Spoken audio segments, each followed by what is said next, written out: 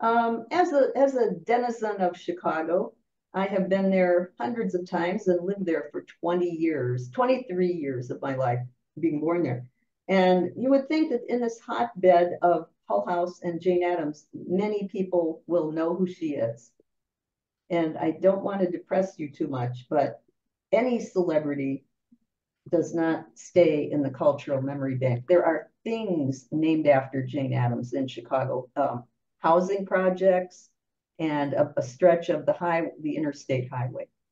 But people may have heard the name, but it's fading. And we have never had the blockbuster film that would have kept her. You know, we just had Oppenheimer. I think every bit as important. We should have a film about Jane Addams. But this will probably not happen because of the way that she runs across the grain, against the grain of our whole military industrial complex. So that's a reality. Jane Fonda was thinking of doing a film, probably couldn't get financing for it. And that would have been a huge advantage for us and for all the people who want to know about why was that Nobel Peace Prize given. So you see that media has a huge role to play in how visible you are in a culture, in a society. And, that's pretty obvious stuff. So we'll move along here.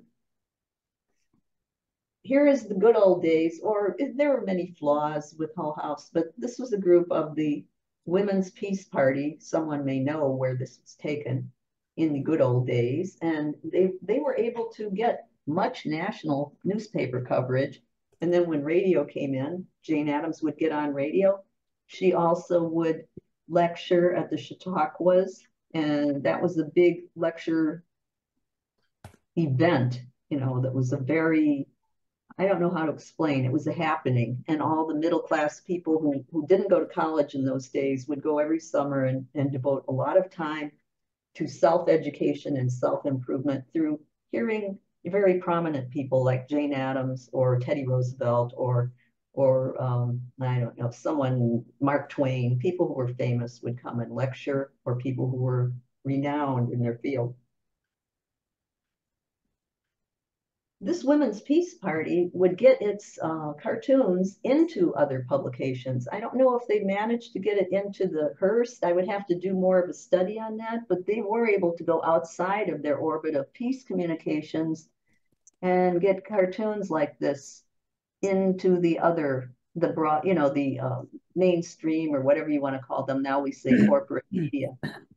This is the budget for 1921. I'm sorry that it's a bit degraded, but she's showing in this Hull House cartoon that this poor woman is saying to the veteran, oh, and we're supposed to support our families on this, and that there's this little 12% for bonuses and 88% of our country's income for more arms and ammunition. And he looks fairly stunned. We have poison gas up in the top left and bombs. And they were not at all hesitant to get this kind of thing out into the regular media. Here are a couple, I don't want to run too many of these old newspaper articles, although there are hundreds you could. And the first one is the positive Jane. And this is before World War I, in 1912. And she is talking about protecting immigrants as a sociologist, and they call her a sociologist. And coming from Chicago, I know this became a real bone of contention with the University of Chicago, because they told the women at Hull House in no uncertain terms that they should not call themselves sociologists. That was reserved for the universally male people who had degrees, a terminal degree, a PhD in sociology. So, but they were allowed to call themselves social workers, but this obviously had not happened yet. And she was telling in this article about why it's so much less expensive to help people in using industrial statesmanship, because then they will fit in and they will work. And if you don't help them, they will be a burden on the state, these people in the crowded, congested parts of Chicago and other cities. And people listened to her in those days. She could get syndicated. See, it's a syndicated article within the mainstream press like the Chicago Tribune, the New York Times, all of these would carry Jane Addams. She was as much quoted as later Eleanor Roosevelt was. She was the first woman public intellectual we had in this country who would speak to the kinds of issues that we're interested in and could get national coverage.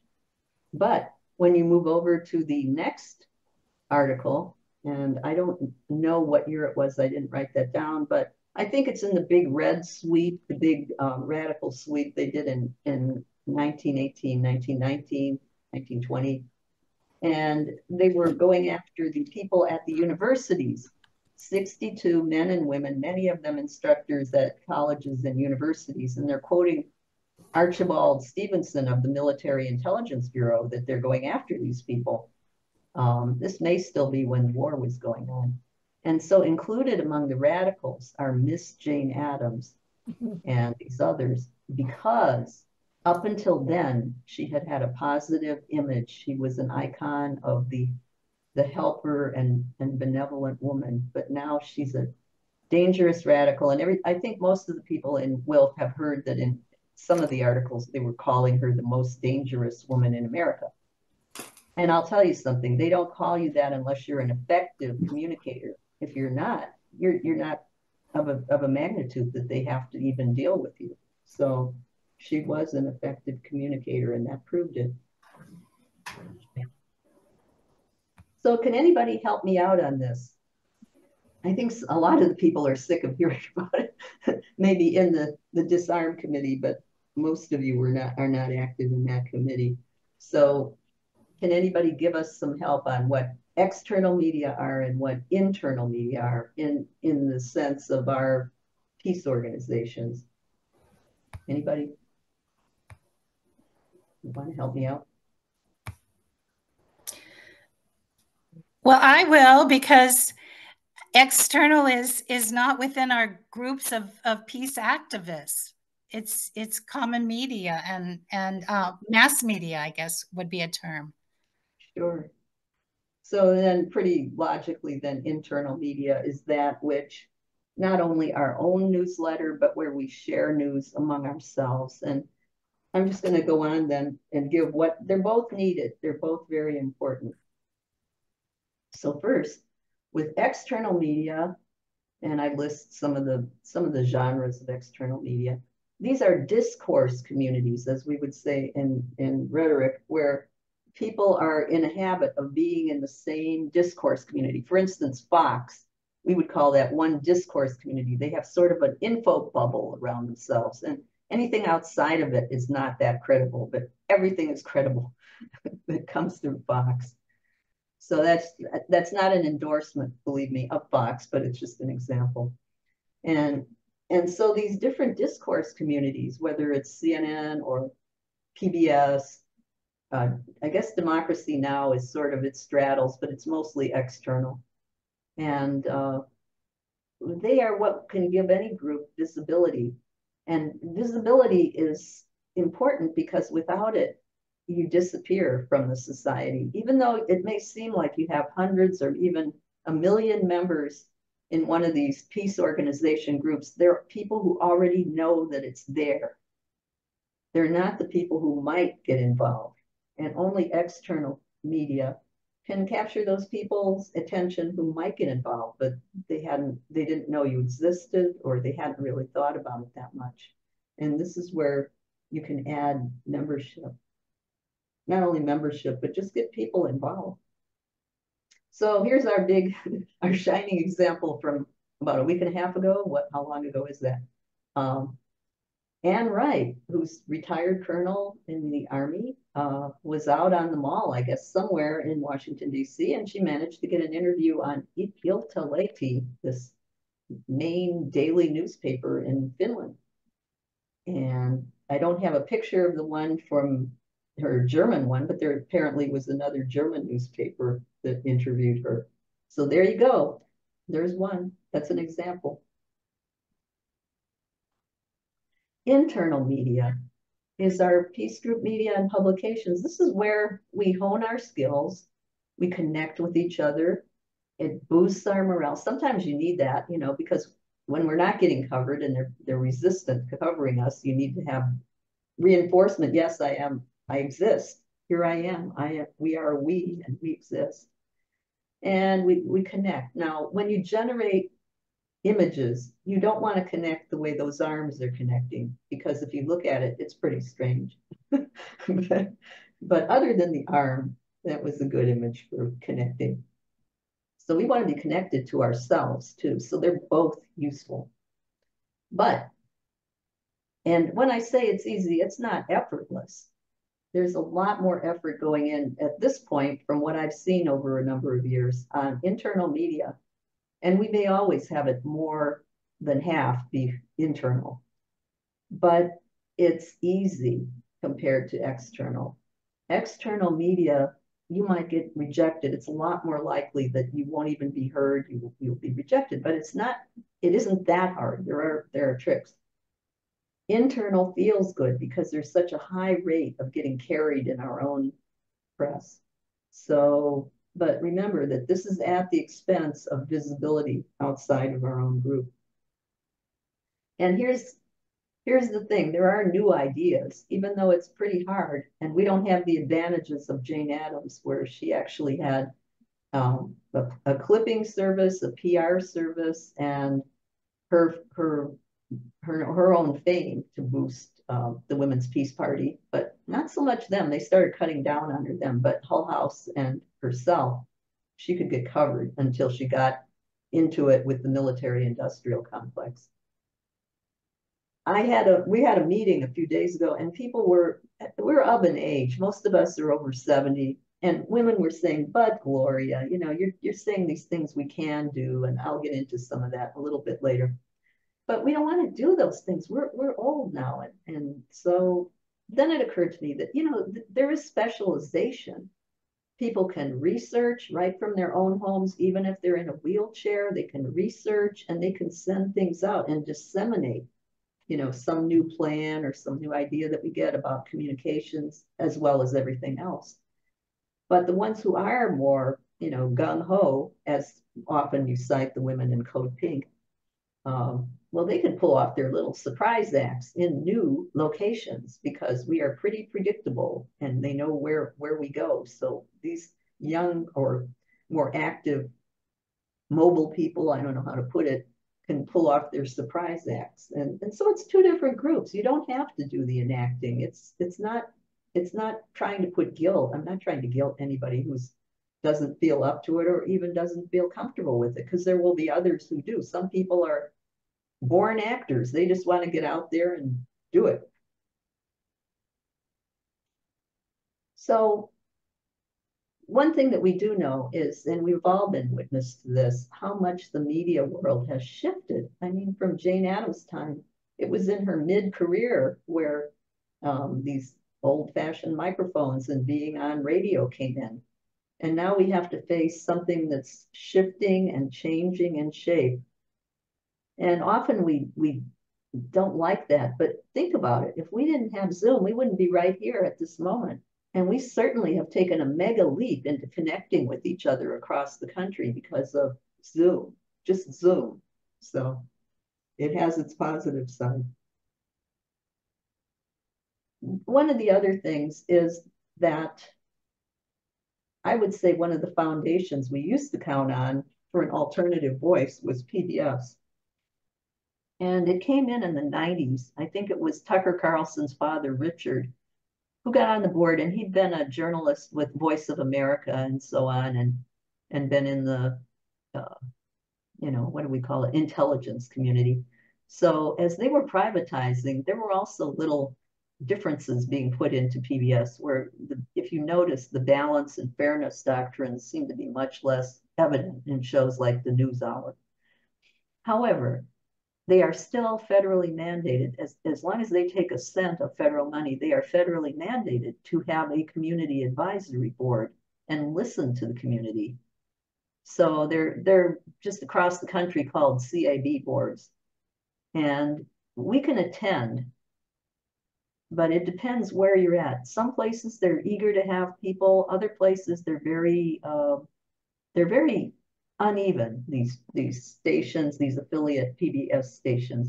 And some are more open, others guard their who gets on the board very carefully, and even speech is policed differently.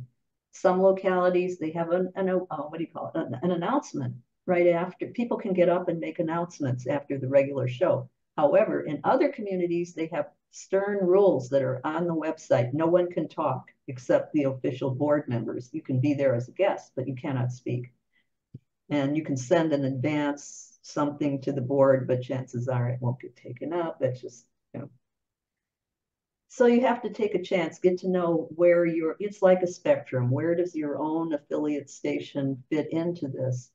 They do publish when usually there are about four to six meetings a year, community advisory board meetings. And I believe it was things like this that got the evangelicals all the power that they got, because they would go to the PTA, they would go to things like this. So if we don't, this is how the sand started shifting in the other direction. And it's very important that you consider it. Again, not everybody has to do it, but if you can, it's a good thing to do.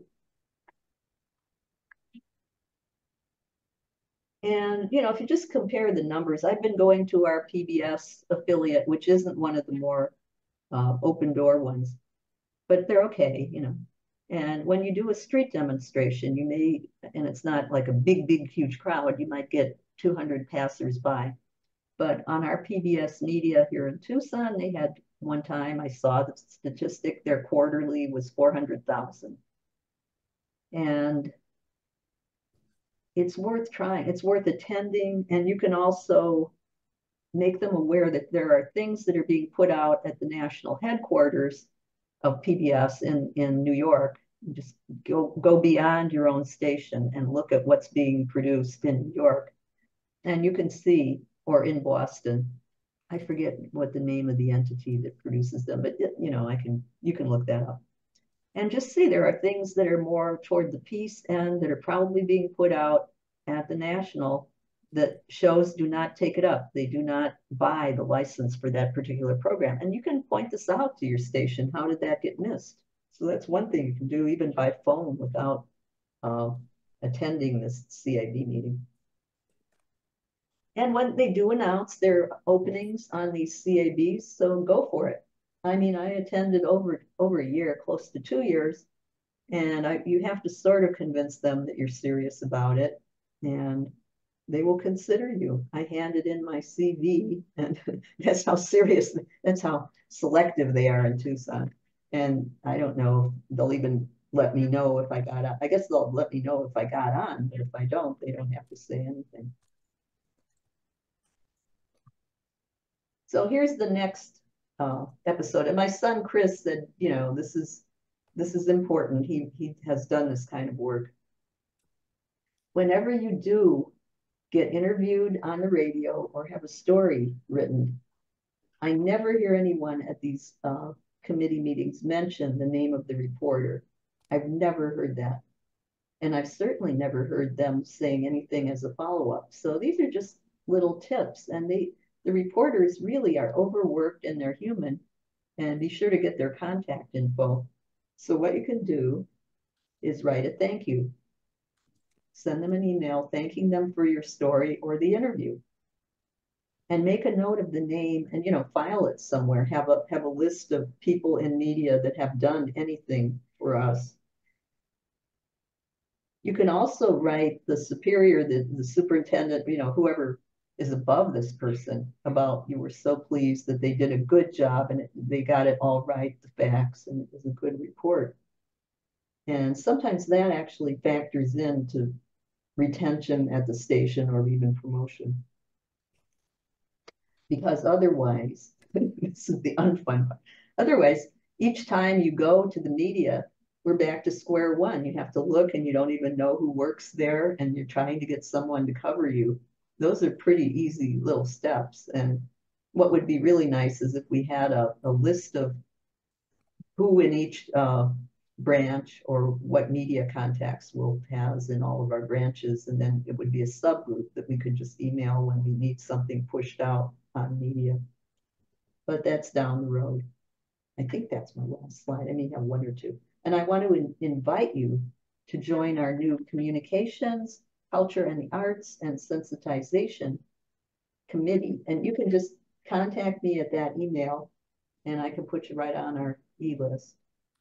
And we take up communications access issues, the use of culture and the arts, and things of that nature. So now, now we get to the good part, your ideas. I think this is it. Okay. We're done. I'm going to take Rima and then Judith and then Genevieve. Yes. Hi. So I'm in Chicago, and those of you who have met me before through Zoom know that I study Jane Addams, and that I'm retired now, but I used to be at the Jane Addams Whole House Museum on the UIC campus.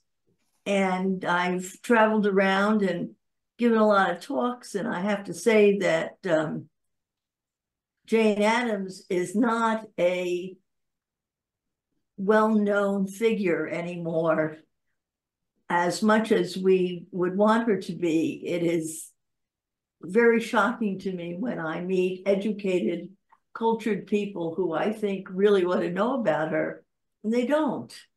And we're history challenged as a culture, I think, for lots of different reasons, which I don't think we'll talk about today. But Gloria is talking about how we can get the word out about what WILPF is doing presently. First of all, that WILPF is contemporary, is current, is active, has goals, is engaged. Where can we get this message out? Because a lot of people think it doesn't exist anymore. Okay, so how that's all the external, the media that is not covering us. They're not covering women. It used to be in the early 20th century, at the time when Jane Addams was at the height of her influence, the club news, very proactive reform club in Chicago. Why, what happened at their meetings was reported in the Chicago Tribune. Pages and pages of club news of not just the downtown women's clubs, of the elite women, but even neighborhood women's clubs were reported.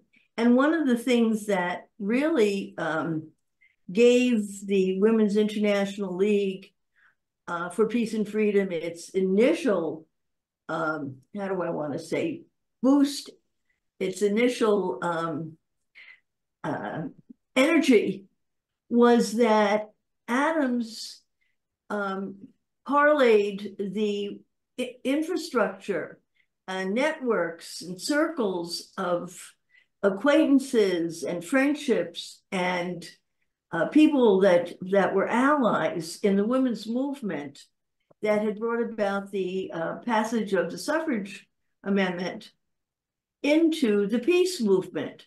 So she was able to bring these, what I call social feminists, women who were already, thinking about how they could influence public policy in a great variety of ways, and including international things. And they wanted the vote, of course, and they wanted the vote for women in other parts of the world.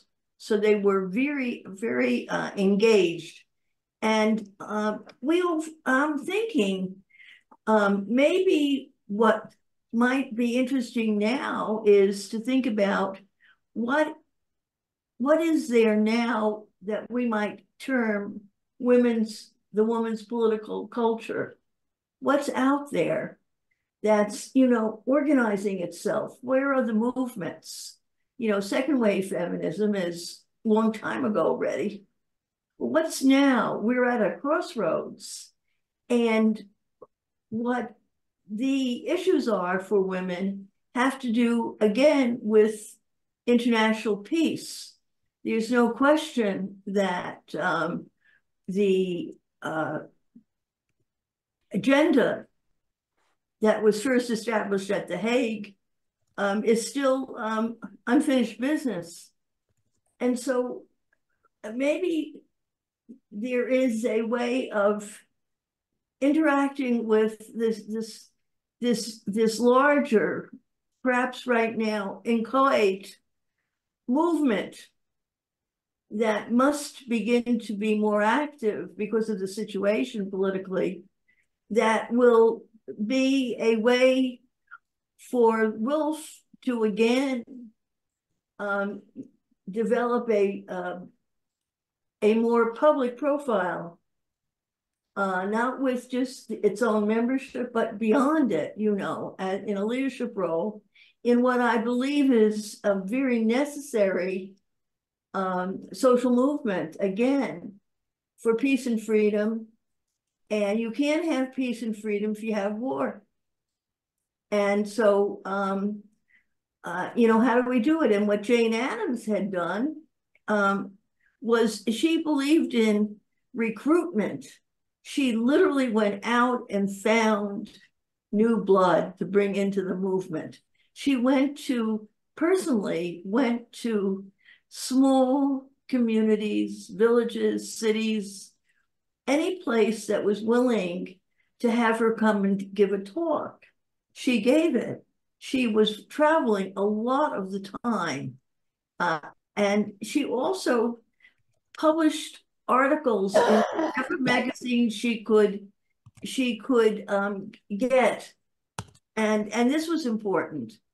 And again, opinion pieces, public opinion pieces, in the regular press, in local newspapers, in magazines, on the different social networks, and so forth. You know, it was a concerted effort on her part to introduce her ideas in basic terms to as broad an audience as she could. And she did it endlessly. So those are some of the thoughts I have, that we might have, you know, committees of people who want to write and, you know, make up some standard stuff that can be used, that you send out and you pass around and try to get. Could I interrupt? Yes, yes. Yeah. Okay, I'm stopping. No, okay. It's just a little bit to give credit where credit is due. In Disarm, they do an awful lot of that already. Well, you know, listen, I'm home doing I'm home kind of isolated, doing my writing, trying to write. And so let me apologize for not knowing what is really what you already doing and are attempting to do or planning to do. So excuse me for saying anything like that. If I have mentioned stuff that you're already doing, right on. I'm glad. Good. I know you are. And we appreciate all the depth of information that you have on the early part. That's so Gloria, you know, my question to you is, you know, what's the next step that the group is going to take, or what are you thinking about? What's an agenda that you're sort of, or people here that have gathered? Well, there's a number of different aspects to this. And one is that I worked on the protests that they had in Brussels. I was part of a 3-person PR team for the Brussels anti-no to NATO that happened when they had their big thing, hoop-de-doo, in Brussels in 2023. And that's where I saw that the same problems were happening in PR and communications, both here and in Europe. And I think that Ulla Klotzer is very happy to see these things about restaurants and finding the reporters through unusual things that we haven't tried. So I think that's it. We have to connect with other parts of the world, with international WILPF, and I'm sure they will come up with their own really good ideas. It isn't all going to be one person. It's people are going to be coming up with ideas. They will disseminate them, and then the young and wild and woolly enactors will enact some of them. So, does that answer your question? That's one aspect. That's fine. Yeah. Okay. Okay. Because I don't want to go into detail yet of the new tactics, but we could do a whole second one on that. Okay, so Diane, do you want to call on people? Okay, I mean, I'll just go ahead because I said Judith and then Genevieve and then Mary. So Judith, why don't you go ahead? Okay, I want to compliment Gloria on highlighting the fact that if we are to have any big impact, we have to understand how to successfully use the media. And my project is called Project Enduring Peace. It's focused on one thing, which is getting a new peace treaty that would stop international wars. I'm not going to explain at this time, why and how I think that is so important. But I want to compliment Gloria on her understanding that the clever use of media is critical, and that Project Enduring Peace, we're just at the launching stage. We will launch toward the end of this year, and our goal is to unite all organizations, women's groups, peace groups, global green groups, anyone interested in the idea of ending war around a single goal to get a global peace treaty that would end international wars. If we could do that, we've tried before, we've failed, and this is described on our website, projectenduringpeace.org. But this time we know what we need. And we have a beautiful, beautiful example that is given to us from anthropology. It's the idea of what is a peace system. I encourage everyone to go to YouTube, type in the science of peace systems, watch the video and realize that this is the direction the global community can go. The entire global community can search for a way to bring about a global peace system. The time is right. We have the skills, we have the knowledge, we have enough empowered women to really drive this campaign to change the future. And most importantly, Gloria, will be, as Gandhi knew, if you don't have the media on your side, if you don't have the media behind you and promoting you, or at least explaining what you're doing and why you're doing it, you will not succeed. So I will be following you, Gloria, at every step, at everything you do to try to bring WILPF and our project, PEP, and some other very important projects that are on the board right now, one called the Foundation Mothers Movement, all of which are moving toward this idea of changing the global paradigm. Something big needs to be changed, and the time is now. So I appreciate the chance to tell you about Project Enduring Peace and to laud you, Gloria, in what you're doing. I will be following you closely. Thank you. Oh, you're welcome. You're welcome. Appreciate it. Okay, thank you, Judith. Okay, so next is Genevieve and then Mary. Yes, I just wanted to echo, it was such a wonderful presentation, and I kind of what Rima had referred to and also Judith, just wanting to, I would love that there would also be a coordinated effort nationally to try and get, some op-eds going. And I know that Disarm is doing that, but I'm wondering if we could really try and make a big splash with something.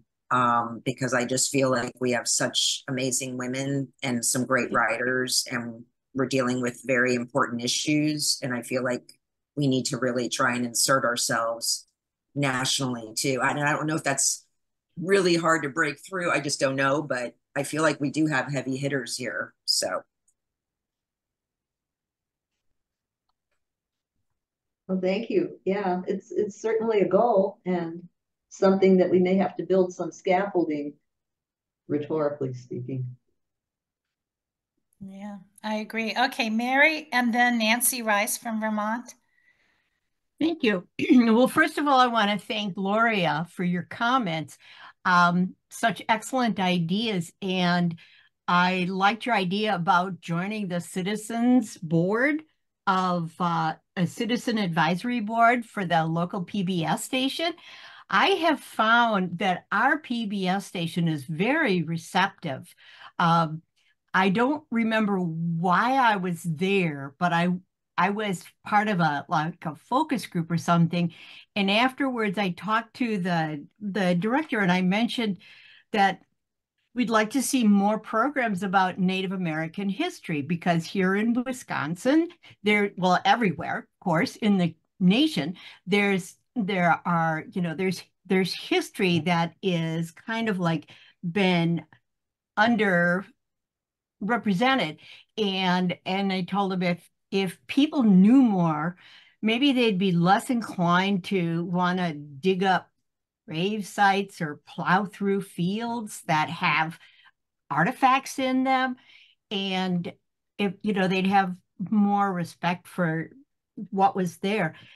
And within a year or two, there was an entire series about Native American history yes,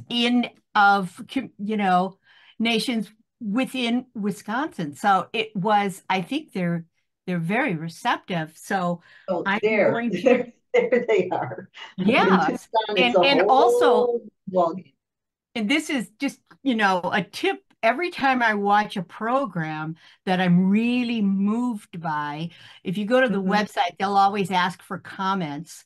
And I write them a letter and I thank them for the program that they put out, just that this was so important. And so well, you're doing what I'd like to email you, so get in touch with you and correspond. If you could put your email, I would love that. Yeah, because I want to say a little bit about the Southern Cal and KCET channel. This is another one that, because my son lives there, I'm giving him a gift membership to his PBS, because he's in that big market of LA. How do you like that thinking? Yeah. Anyway, in LA, they have what they call local heroes. And I thought, what about and they will do a show on them. What about nominating Hideko as a local LA hero? Because she lives not far, it might be outside of their little boundaries, but they cover big swath of California. So you go in, and I think my first that I might nominate is probably somebody from the science fiction world who did something huge for Star Trek. And you can ease in with another topic. It isn't like being too duplicitous, but it's like there's one that's kind of neutral, and then you come in with your Hideko for the second one. Does that make sense? You know what I'm saying? And I'm sincere about the other one too, because her name is B. Jo Trimble, and she did do a great service for the whole atmosphere in the 60s, keeping Star Trek on. So if she hadn't done a write-in, it would have been dropped and we never would have had it in syndication. And there were a number of things that were very liberal, progressive in that show at that time. So, yeah. Well, thank you. Yeah, you're welcome. Well, good for you, Mary. Keep doing it. Now, are we up to Nancy? Yeah, Nancy. Nancy, you have your hand raised. There you are. Hear me? Yeah, we can hear. Go ahead. Okay. Well, just two comments. I went to one of those citizen advisory board meetings 10 or 15 years ago because a group of us wanted to have Democracy Now! On Vermont public radio, and there were 2,000 people who had signed the petition. At least 50 people were at the meeting, and people gave very good talks about why it's important. But it was clear to me that the man running the show, who was on the, he was the head one then, but the board had a lot to say about what was allowed on at that time. And so I think it's important, if you want to have a good idea sometimes of how decisions are made, is to look at boards, not just the Citizens Advisory Board, which can be helpful, but in general.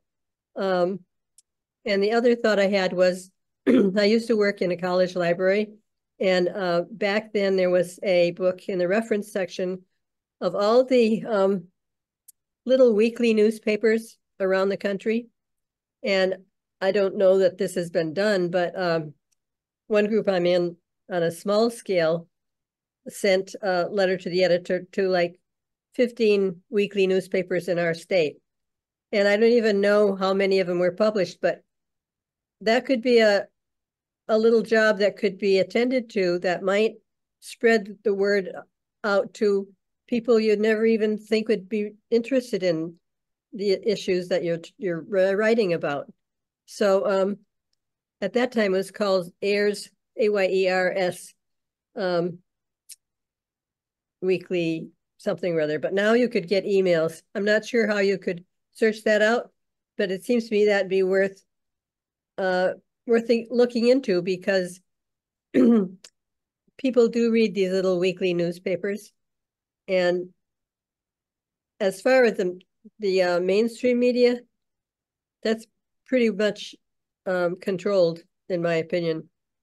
But if we could get into more local newspapers with commentaries and letters to the editor, and I also like, that would be good, but also I like that, keep track of where you've had success with reporters and write back to them about what, that they did a good job, and maybe mention it to their superiors, because I think just getting contact with reporters who will come and will listen could be important. Thanks. Oh, thank you. Yeah, I don't mean to slight any of the smaller venues for news, because it's all important. And you know that when the evangelicals took over many of these things, they really did it it doesn't happen overnight, but they became just everywhere, in the volunteer organizations, on church boards, at PTA. And I'm sure they went to their local TV stations and got into whatever public role that was allowed, especially PBS allows it. And you can be conservative and, still get involved with PBS. So it doesn't matter if your choice is to go for the smaller ones. We have dozens of them coming in here in Tucson. They're all online now. And there's there's the Arizona Courier, the Copper Courier, and the Tucson Sentinel. And these are just some people that used to work, I think, for the newspaper, and they're starting up their own little things. So it is how much time do you have? You would have to pick your priorities. Are you going to go for the PBS, or are you going to go for these? Because most of us can't do it all. But that would be another thing to discuss if you have a local branch, who feels like they want to handle what level of media. Okay, so who else? I don't see any hands, and I think it's about time that we go on, because we don't want to be too long. But I just thank you, Gloria, for your presentation and yeah, making us think about this important thing. I think it'd be great if every local branch had a listing of the media that they could contact with different things that WILPF puts out, or different topics and things. Mm-hmm. So that would be, I think that would be a really good way for WILPF to go. And could I also, I forgot to do this, thank Rima for coming because she's such a resource and we're so fortunate she came tonight. Right, we are. Thank you, Rima. Yeah. So anyway, now we're going to be on to hearing from the people about different issues. And typically I start with the board. So I see Darian is here. So I was hoping she'd say something, and then anyone else who's here. I usually take issue committees then next, and then open it up to everyone. But Darian, are you available to say something? Thank you. Greetings, everyone. I'm sort of available. You don't see me in person, but that's a reasonable facsimile of me. I wanted to remind folks that I sent out a new President's Corner, which is available on the homepage of our website. The basic message is we have very important elections coming up in November, as I imagine everyone knows.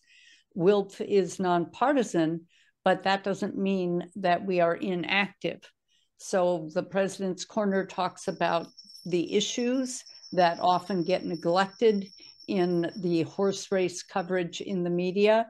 And I encourage everyone with their branch or as individuals to consider how you want to get involved, to contact people, preferably personally, because these days there's so much non-personal kinds of contacts. We all get zillions of emails, and as the elections get closer, we'll get even more paper mailings, particularly with so much money being poured into the elections.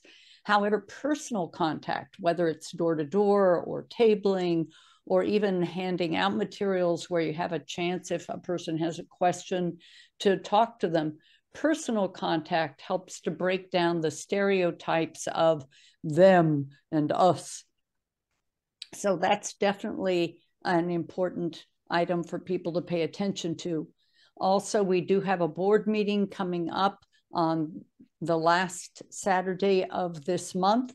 If you're interested in attending that board meeting, please send an email with that request to secretary@wilpfus.org. That will be on the Saturday, the 27th, starting at 10 a.m. Pacific time, 1 p.m. Eastern time, and going hopefully for no more than 2 hours, but we have run to 3 hours in many situations. Other than that, I think that probably covers the announcements that the issue committees might have in addition, or that covers those announcements other than the ones that the issue committees may have in addition. Thank you. Oh, yeah, that will do for now. Okay, well, thank you, Darian. I see Geneviève's hand is back up, so we'll take you. And then basically I'm going to say anybody who wants to say anything can raise your hand and ask questions or make comments. Okay, Geneviève, go ahead. I'm sorry, Darian, can you say what the last thing was, the July 27th? The board meeting. The board meeting. At 1 o'clock. Okay. 1 o'clock. Mm-hmm. Okay. Is there anyone on the call from Disarm that could speak to any actions that are happening around August 6th and 9th, you know, for commemoration with Hiroshima and Nagasaki? Or is there any, I'm just thinking of things that are coming up that we can invite and kind of broadcast to people. I'm thinking about my new donor lists and things like that. Ellen might be the best to speak to that. Diane, I think might be the best because. Okay, Diane, go ahead. I think all of us, I mean, yeah, Ellen is co-chair with me and with Cheryl Spencer of Disarm. And we have talked about it a couple times already at the Disarm meetings. Okay. And we do have, I don't actually remember which branch does the lighting of the candles. Which you need right now. Ah, geez. Yeah, okay. Sorry, everything went dark all of a sudden. But on August 6th and August 9th, typically, you know, people do something. Ellen, do you remember which branch? Okay, I see Jean Hopkins has her hand raised, so I'm pretty sure Burlington does stuff. And so, well, Jean, why don't you go ahead and speak, and then if Ellen has anything to add. But yeah, I mean, it's important. Now, we did timelines and we sent out information before in the past about it. So anyway, go ahead, Jean. Yes, Robin Lloyd is here tonight too, and she's very active in getting the group going on Nagasaki, Hiroshima, and lighting the candles, walking down to Lake Champlain, and doing, you know, an event in Burlington, Vermont. Yes. And back to the media, I also wanted to mention about the public access channels that we have here in Vermont. Having moved from Massachusetts, I've just been so impressed by what I find on public access channels. Yeah. Knowing what our neighbors are doing. Okay, Ellen, do you have anything to say about Well, that? Jean has her hands raised, and Jane, I'll say something. Jean just spoke. So Jane I'm has, sorry. and I hadn't seen Jane's hand. So Jane, do you want to go ahead and say what you wanted to say? Yes. And I hope, and I'm not showing my face because I'm not sure how it's going to look, but I can try. I've been trying to struggle with an idea about equating the bombings of Hiroshima and Nagasaki with the bombing of Pearl Harbor, and saying how much more horrible it was, and getting people to realize, I mean, that we committed a much worse atrocity than did the Japanese to us, and this must never happen again. Right. Because I mean, people sort of throw out there and saying, "Oh God, yeah, this was to be the bombing of Hiroshima and Nagasaki were so horrible, but what can you do? I mean, we're feeling that we're powerless to stop nuclear weapons from being made, or the nuclear power from being used. But maybe putting out there that I mean, here's where if we had a strong United Nations, that somebody could say this was, say to the United States that this was wrong, but we boss everybody else around and act holier than and pretend to be holier. But anyway, yeah, that's it. Yes. Okay. So I would like to say that that in Washington, D.C., there have been events actually on August 5th and 8th at the same moment that the bombs were dropped in Japan on August 6th and 9th, because it's a 13 or 14-hour difference. It's Japan gets there faster. And I'm going to be going. I haven't been to DC for several years, but I have just recently retired and I have time, and so I'm going to DC for the events there, and I'm going to stop with Diane, and I'm grateful for that. And then I'm going up to Vermont. But I think that the DC branch is planning on doing something in Washington, D.C. And I know that Ellen Barfield in Baltimore will be doing something. So in that area, I'm Is that Laura George? Is that the Pentagon branch, or are you talking about the DC? No, the DMV branch, the DC, Maryland, Virginia branch. Yeah, okay. But I'm not on top of what they're planning on doing for that. Okay. But I know there's a branch in California that does something. I know, but it does anyway. but I'm from Virginia, so. Yeah, But I think Cheryl Spencer was saying that there's something that they're doing in San Jose and Palo Alto, and Yeah, Palo Alto is what I was going to say. yeah. I saw that Duncan Nichols had his hand up a little while. Oh, there it is. I can hardly see it with the yellow background. Oh, right. I didn't see it either. Okay, Duncan, go ahead. Hi. Yeah. Hi. I don't know if I can't see myself, so I don't know. Am I audio? Is my audio on? Oh, good. We Hi, can hi. see and hear you. Oh, good. Thanks. Yeah, I'm not a WILPF member, but Robin Lloyd is my guru, and we're all here in Vermont. Some of us are joined, and I guess I'm an honorary WILPF member, but my mother was a journalist, so I was very interested in this conversation. I appreciate the presentation. I just want to make a comment. Nancy Rice, also of Vermont, said something about small newspapers in our area. My mother once told me, and my mother taught a course on the Kennedy assassination at NYU, and she was also had in the Village Voice for many years. She said the only way to get the real truth out about war and other matters, nuclear weapons and nuclear power, was to do it through the small newspapers because the editors were not influenced by the bigger donors. So I just want to make that comment, and also to say I'm glad I've found WILPF in my life.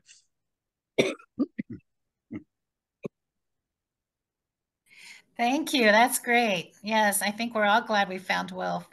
Okay, I thought I saw Margaret's hand. Peggy's, is that true that your hand was raised? Or I don't know, but I see Mary's hand is just agreeing with it. So does anybody else want to say anything? Anything, WILPF? Anything, peace? Could I Gloria. just thank everyone for coming, and that I hope we can do a second one of these, and it doesn't have to be soon, but I'm coming up with these really good ideas about, and other people will too, about being in different locations than the expected ones. And it's about urban social mapping. When you get too predictable, they know how to avoid you. And I won't go any further, but this is something I hope we can do another one, like phase 2. Okay, good enough. We'll look forward to that. Nancy Rice, you have your hand raised again. Go ahead. Yes, I just wanted to mention that Hiroshima and Nagasaki Day events seem to me would be good chances to alert the public, whoever's part of it or interested, that NATO is not a good group. In fact, as you know, there was a No to NATO conference in Washington very recently. But I think there are a lot of members of the public that think NATO's actually a good alliance when it's a huge part of the problem. Mm-hmm. So I just thought I'd mention that. I so agree with that. But I see Darian has her hand raised. So I just wanted to remind people that there won't be an e-news in the month of August, but we will be having an e-news deadline that will be announced when the July e-news comes out, which should be any day now. It's overdue at this point. At the end of the e-news, it always has what the deadline for the next issue is. So people should be thinking about sometime probably around the middle to late August, well, the middle to the third week of August, being ready for the deadline. And the editor is always glad to get e-news stories in advance of the deadline. That makes her life a little easier rather than trying to edit everything in a short period of time. So thank you. And the next Peace and Freedom will be out shortly after the November elections. Could I say a fast one? I see she hasn't spoken, but I see that someone from my Tucson branch is giving you the ID for a Zoom meeting, but I don't see the time and the day, which is going to be in honor of, I guess, Hiroshima Day in our Tucson branch. and she's giving you some information. Deb, if you're here, could you give the day and time, please? Hi. Hi, Deb. I'm looking for it right now. Okay. I have it written on a piece of paper. It's August 6th, and it'll start at 8 a.m. in the morning. So the Zoom link is there in the code. It's at Livermore Nuclear Weapons Lab. And it's, I think people from the San Francisco branch probably go. It's a thing that happens every August 6th about with Norman Solomon will be there, and Ellsberg's widow, Patricia Ellsberg, will be there. Wow. Yes, it starts at 8 a.m. Oh, 8 a.m. It starts at 8 a.m. Pacific time? Pacific time, yeah. I'm sorry, which group does this? It's done by Tri-Valley Cares and the Western States Legal Fund and Back from the Brink, the organization called Back from the Brink. Okay. Okay. Thank you. Mm-hmm. And I'll just say that Disarm put out two flyers recently. One because of the Oppenheimer movie that came out that we were hoping people would pass out. And then recently a flyer trying to convince specifically engineer graduates not to work for on bombs and in military and in the military was sent out too. Now those are flyers, but getting to them to reach the media is another whole level. So, but we have stuff to pass out when you go to events. Well, Diane, I have a suggestion for your DC branch. Have them go to the Smithsonian and hand out those flyers at the aerospace events they do at Smithsonian. Yeah, I think someone talked about some special events they were going to do that at. Yeah. Oh, good. Good. Mm-hmm. Yeah. Okay. Mary has her hand raised. Oh, sorry. Oh, no, Yeah, go I ahead. just have one last question for Deborah Livingston. Do we need an invitation to log into that Zoom, or is there some way you can get that out to us? It's in the chat, the ID for the Zoom meeting. Yeah, I saw that. 858, yeah. Is that sufficient then, just to go in? I believe so, but you could go to the either the www.wslfweb.org. That's Western States Legal Fund. They'll probably have information.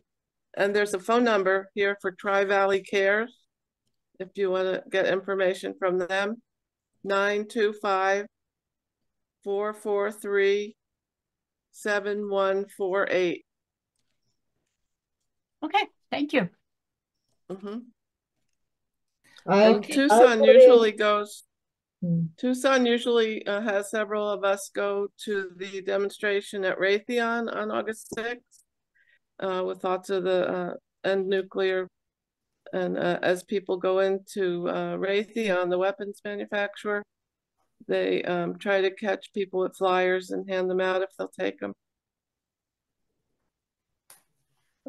I'd just like to mention that I put the link to the flyer that was called the Oppenheimer flyer. It also has information about Hideko Tamura Snyder, who was in the Oppenheimer documentary that came out at the same time. And that's the most recent foldover flyer that we have from the Disarm Committee. It's in the whole nuclear era. So, and the link is in the chat. Don't forget to save chat. You can get it, you can save it by, what is it, 3 dots at the bottom or something, I think, or at the top. It's at the top these days. And I just wanted to announce one last thing for the people who are good enough to still be here. If you happen to know someone who might like to assist at the national level, our national secretary is really hopeful about finding someone to help her with some of the responsibilities of the job. So particularly if you're good at forming a proper English sentence and with proper capitalization and punctuation, this is a job for you, and it can be pretty flexible. So feel free to contact me. I'll stick my email address in the chat again if you have any suggestions of people who might be willing to do that. Okay, so yeah, thank you all for coming. And next month we are going to have I have guest speakers lined up for several months, so it should be good every time. The third Wednesday, 8 o'clock, and by golly, I better be there on time next time. But anyway, okay, thanks for coming, everyone. Thank you, Diane. Thank you, Diane. Wonderful. And Diane. you will be able, Thank you. you will be able to see it on the WILPF US Today YouTube channel under on the playlist for yes, thank you for doing that, Ellen, for putting these on there. I can catch it. So everybody got your chat? I'm working on it. Okay.